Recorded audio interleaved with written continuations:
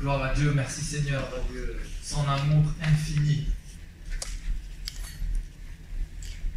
Vous préférez quoi, que je reste ici ou que je monte sur le... Tout le monde me voit bien, c'est bon? Super. Alors le message que je voudrais partager avec vous ce soir, le titre c'est une année de grâce. Parce que je veux croire que Dieu a une année de grâce pour nous, pour cette jeunesse. Je veux croire que l'année qui va venir va être une année de grâce, une année où on va expérimenter encore plus profondément l'amour de notre Dieu. Une année où on va voir sa gloire, où on va vivre sa parole et on va voir s'accomplir ses promesses dans nos vies. Amen. Amen. Et l'expression une année de grâce, elle vient d'un passage de la Bible. Peut-être que tout de suite vous avez pensé à ce passage. C'est un passage que j'aime énormément. Un passage vraiment que j'aime beaucoup méditer et prêcher parce que c'est un passage qui nous parle du mandat que Christ est venu accomplir. Ce passage, on peut le lire dans Luc chapitre 4, versets 16 à 21. Il est écrit, en parlant de Jésus, il se rendit à Nazareth, où il avait été élevé. Et selon sa coutume, il entra dans la synagogue le jour du sabbat. Il se leva pour faire la lecture et on lui remit le livre du prophète Ésaïe. L'ayant déroulé, il trouva l'endroit où il était écrit « L'Esprit du Seigneur est sur moi, parce qu'il m'a oint pour annoncer une bonne nouvelle aux pauvres. Il m'a envoyé pour guérir ceux qui ont le cœur brisé, pour proclamer aux captifs la délivrance et aux aveugles le recouvrement de la vue, pour renvoyer libres les opprimés, pour publier une année de grâce du Seigneur. » Ensuite, il roula le livre, le remit au serviteur et s'assit. Tous ceux qui se trouvaient dans la synagogue avaient le regard fixé sur lui. Alors il commença à leur dire « Aujourd'hui, cette parole de l'Écriture que vous venez d'entendre est accomplie. » Alléluia. Merci Seigneur. Et c'est intéressant parce que Jésus va lire un passage, on nous dit dans ce texte que c'est un passage du livre d'Ésaïe. Et ce qui est intéressant, c'est de prendre donc le livre d'Ésaïe et d'aller retrouver ce passage. Alors ce passage, il se situe en Ésaïe 61, verset 2. Et on se rend compte que Jésus s'est arrêté au milieu de sa lecture. Le verset 2 du chapitre 61 d'Ésaïe dit « Pour publier une année de grâce de l'Éternel et un jour de vengeance de notre Dieu. » Et encore ça continue. Mais Jésus a parlé de l'année de grâce, mais il n'a pas parlé du jour de vengeance. Pourquoi? Parce que Jésus est venu sur la terre pour accomplir l'année de grâce de la part du Seigneur. Et un jour il reviendra, il prendra son église et ensuite on entrera dans la seconde partie de ce verset. Mais aujourd'hui, nous sommes encore dans le temps de la grâce. Aujourd'hui, nous sommes dans le temps que Jésus est venu ouvrir, qui est ce temps de la grâce, et ce qui signifie que ce qu'il a dit dans ses paroles, je suis venu pour ceci, pour cela, ça signifie que c'est encore disponible pour toi aujourd'hui. Ça signifie que cette année de grâce est encore en cours, et que la grâce est encore disponible pour toi. Alors, on va voir chaque point en détail de ce que Jésus est venu accomplir. Premièrement, il dira qu'il est venu pour annoncer une bonne nouvelle aux pauvres. Quelle est cette bonne nouvelle? La bonne nouvelle que malgré nos fautes, malgré le fait que nous soyons des pécheurs, je ne sais pas si tu sais que tu es pécheur, en tout cas, la parole de Dieu dit que nous avons tous péché et que nous sommes séparés de Dieu à cause de nos fautes. Et la bonne nouvelle, c'est que Jésus est venu, qu'il a porté nos péchés sur la croix, qu'il a versé son sang afin qu'on puisse être pardonné, libéré du péché. La bonne nouvelle, c'est qu'un jour, il va revenir nous chercher parce qu'il est mort sur la croix et qu'il est ressuscité. Et que nous avons l'assurance que nous serons pour l'éternité avec lui si nous avons cru en son nom. J'espère que c'est l'assurance de tous les jeunes ici ce soir.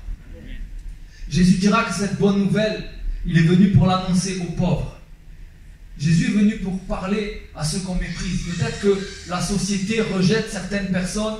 Peut-être que nous-mêmes, on peut avoir du dégoût, du mépris, humainement parlant, envers des gens. Mais l'amour de Dieu, il ne fait pas de différence entre les personnes. Et si aujourd'hui tu es rebuté envers quelqu'un, envers une classe sociale, envers une origine ethnique, sache que ce n'est pas l'Esprit de Dieu. L'Esprit de Dieu, il aime chacun d'entre nous. Jésus est venu pour offrir sa vie pour l'humanité tout entière. Dieu a créé chacun d'entre nous et Dieu nous aime tous. Et ce qui est merveilleux, c'est qu'en Luc, chapitre 6, verset 20, on peut voir que Jésus dira « Heureux, vous qui êtes pauvres, car le royaume de Dieu est à vous. » Est-ce que vous connaissez un roi comme ça? Est-ce que vous avez déjà vu un chef d'État, un roi, donner son royaume aux pauvres? Notre Dieu est extraordinaire. Il n'y a personne qui est comme notre Dieu. Il dit, je suis venu pour offrir mon royaume à ceux qui sont pauvres. Alors ne vous méprenez pas. Parce que c'est vrai que Jésus est venu pour les rejeter. Il est venu pour ceux qui avaient besoin d'un docteur, il nous le dit. Mais qui sont les pauvres. Jésus n'est pas venu pour enrichir nos portefeuilles, nos comptes en banque. Il n'est pas venu pour qu'on puisse être enrichi financièrement. Il est venu nous faire découvrir la véritable richesse.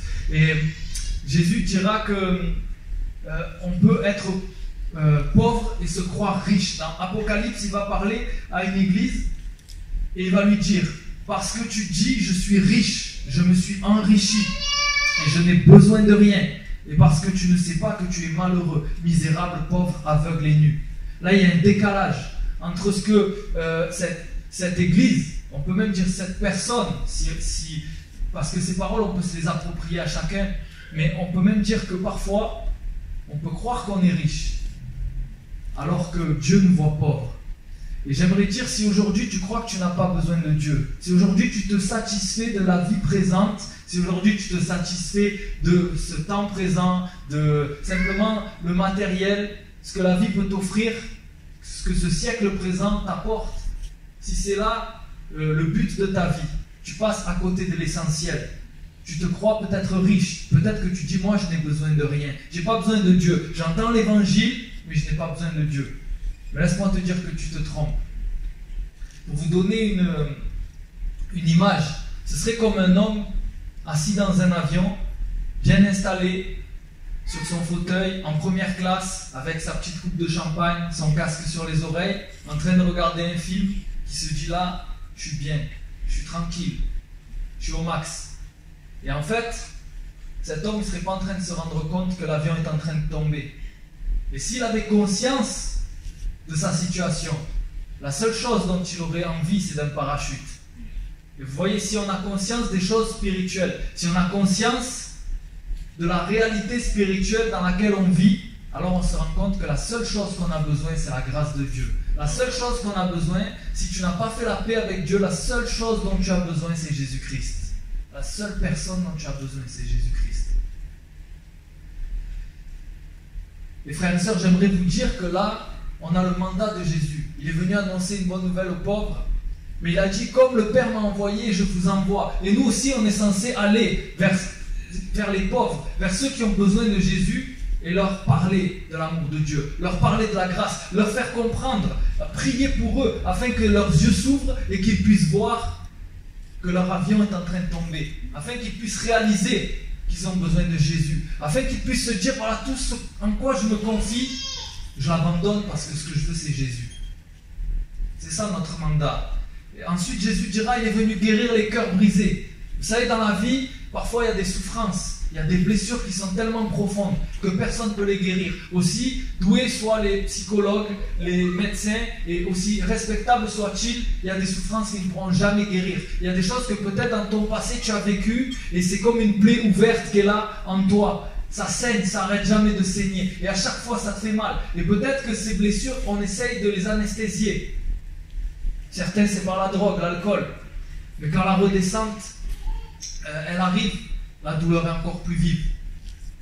Parfois, c'est en courant après les conquêtes amoureuses. Mais quand tu te retrouves seul, la douleur est toujours là. Tu peux essayer de voyager. Tu peux chercher le succès. Tu peux chercher la reconnaissance. Tu peux chercher l'argent, la réussite dans ton travail.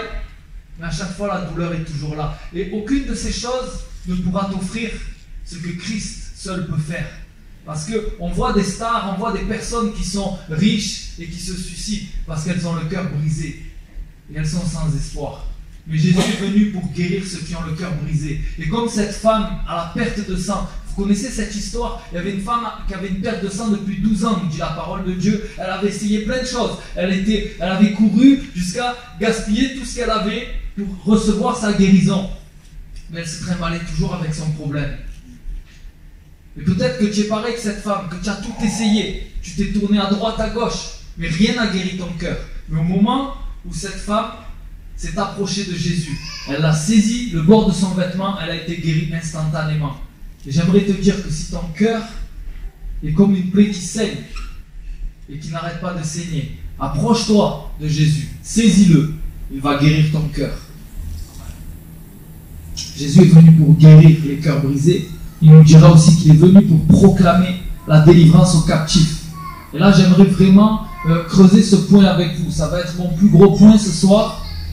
Jésus est venu pour nous offrir la liberté. Avec le Covid, on a beaucoup entendu parler de liberté qu'on nous a pris, de liberté qu'on aimerait retrouver, etc. Mais j'aimerais te dire que les restaurants qui réouvrent, le fait de pouvoir rentrer, sortir comme on veut chez soi, le fait d'avoir un masque ou pas, c'est pas ça la vraie liberté.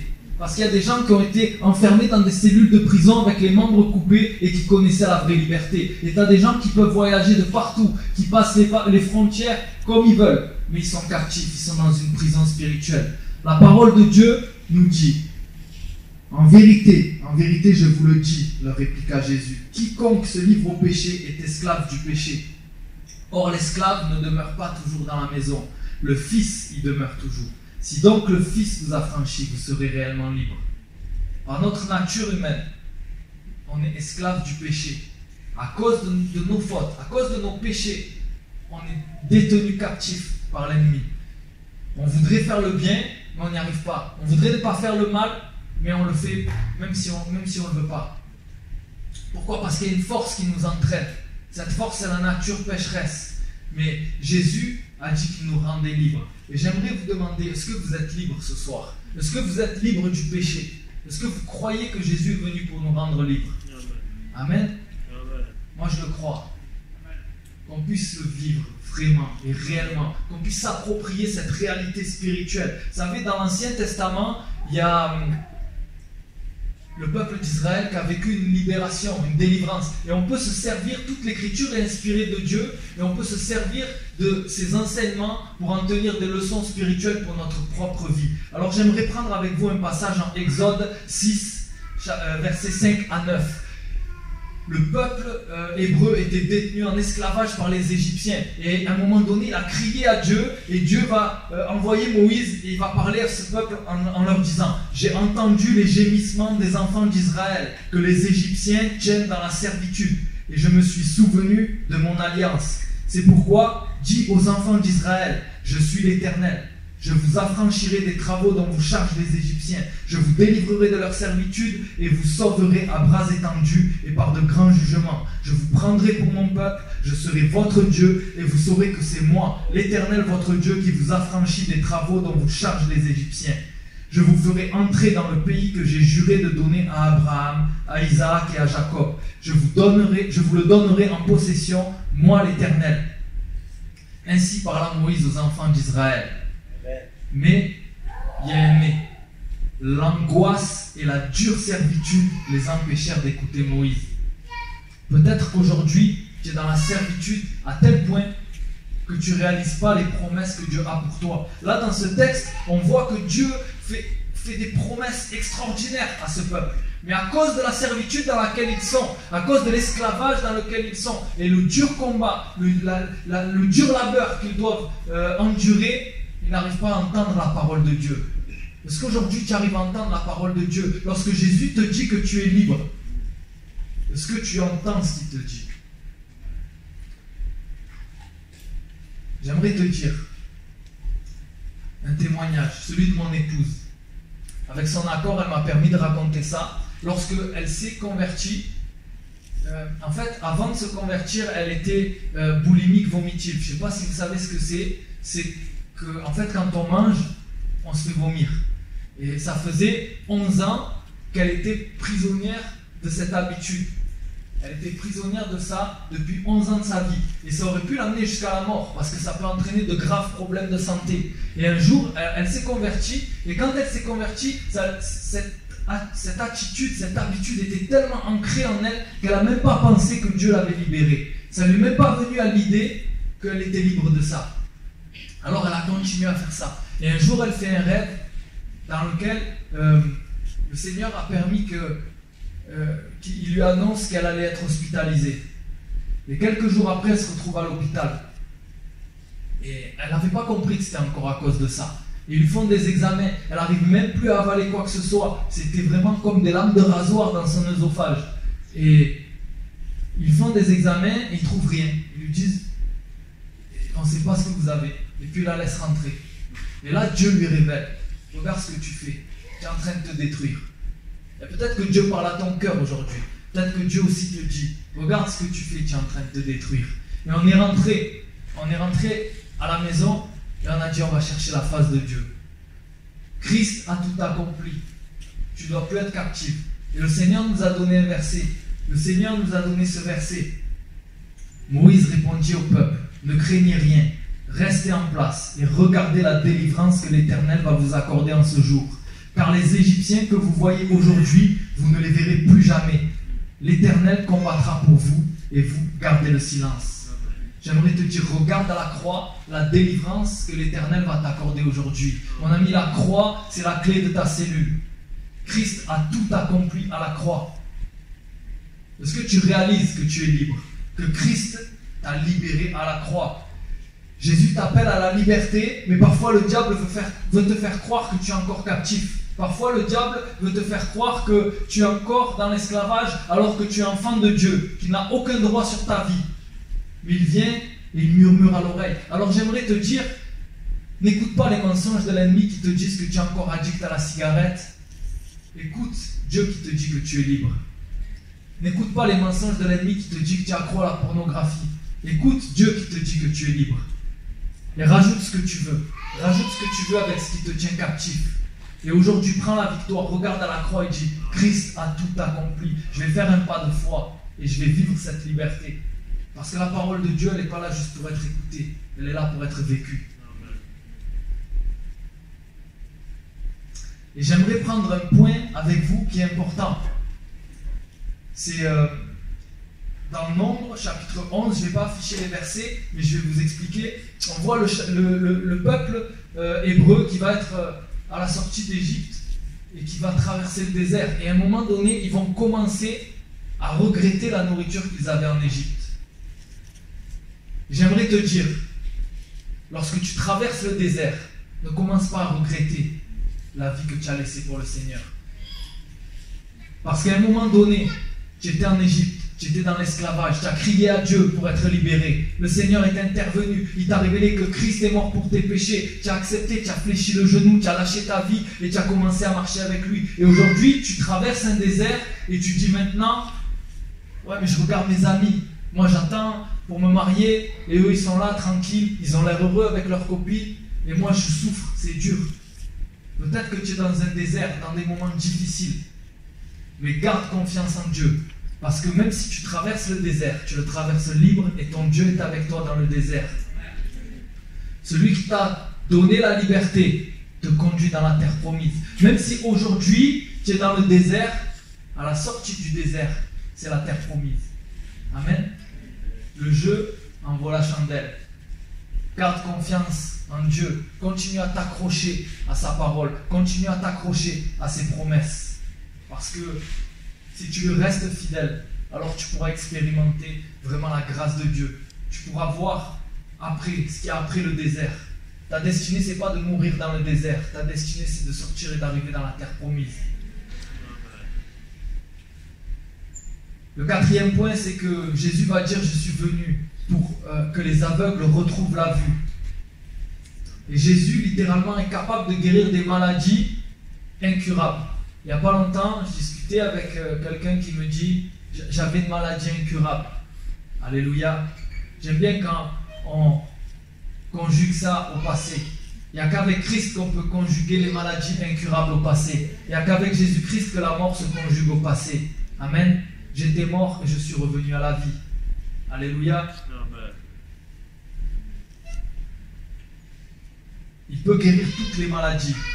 Et ce soir, si tu as une maladie, je t'encourage à faire un pas de foi. Je t'encourage à t'approcher pour vivre la guérison. Mais il y a un aveuglement spirituel également. Et je prie qu'aujourd'hui, personne ne soit aveuglé au point de ne pas voir briller la splendeur de l'évangile. On prêche la parole de Dieu avec la faiblesse du langage humain.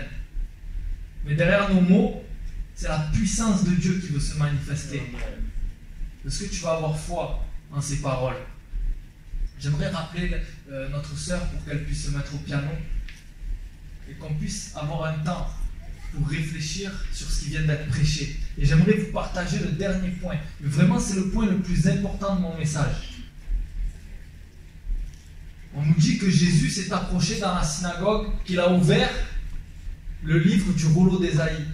Et il a commencé à lire un passage des Écritures. Vous savez ce que je me suis dit? Je me suis dit, ça fait 700 ans que, à peu près, que ce passage avait été écrit par le prophète Ésaïe. Et les Juifs, ils étaient là dans la synagogue pendant leur temps religieux, ils lisaient les Écritures, ils les apprenaient, ils devaient les chanter, ils devaient faire plein de rituels religieux.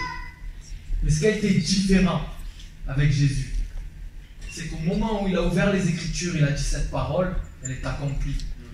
Amen. Et j'aimerais te dire, Jésus est là ce soir. Jésus est là ce soir. On n'est pas venu écouter des discours, on n'est pas venu écouter une prédication. On est venu pour vivre la parole de Dieu. La différence, c'est que pour toi, ça peut simplement être une récitation religieuse ce soir. Ou alors, tu peux faire un pas de foi. Croire que Jésus est là, et sa présence, elle fait la différence. Sa présence, elle va te donner de pouvoir vivre ce que je viens de dire. Sa présence, elle va te donner que les Écritures vont pouvoir prendre vie. Et Jésus te dit, aujourd'hui, cette parole est accomplie. Aujourd'hui, tu peux recevoir ma grâce. Aujourd'hui, tu peux recevoir ma guérison. Aujourd'hui, tu peux regarder à la croix pour prendre la liberté. Aujourd'hui, tu peux retrouver la vue. Alors vraiment, je voudrais faire un appel.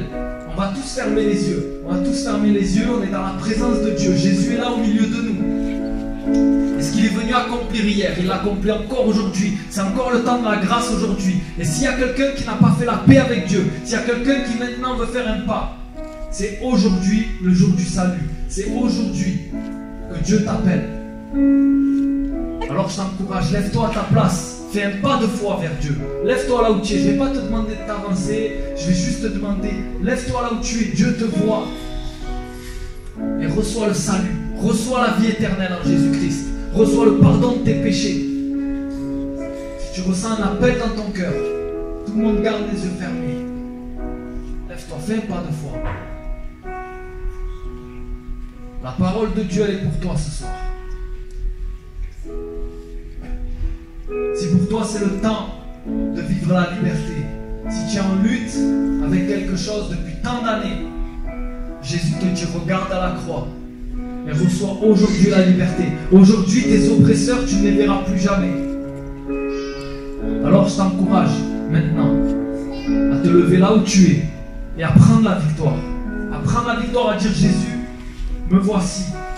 Je me saisis du tout accompli de la croix. Et maintenant, je proclame que je suis libre en Jésus-Christ. Jésus t'a franchi. Jésus a tout payé à la croix. Aujourd'hui, tu es libre. Et je vais prier pour toi. Seigneur, je te prie que tu puisses agir dans ma vie, Seigneur mon Dieu, de mes frères et sœurs qui luttent, Seigneur, qui sont encore, Seigneur mon Dieu, à se comporter comme s'ils étaient esclaves alors que tu leur as donné la liberté. Que tu leur donnes, Seigneur mon Dieu, de réaliser par la foi qu'ils sont libres. Qu'ils prennent la liberté, Seigneur mon Dieu, et qu'ils soient, Seigneur mon Dieu, enfin libres de te servir, d'avancer, Seigneur mon Dieu, dans la pleine grâce que tu as pour eux, dans la pleine liberté que tu as pour eux, Seigneur. Merci, Père éternel, car tu le fais. Merci, car aujourd'hui,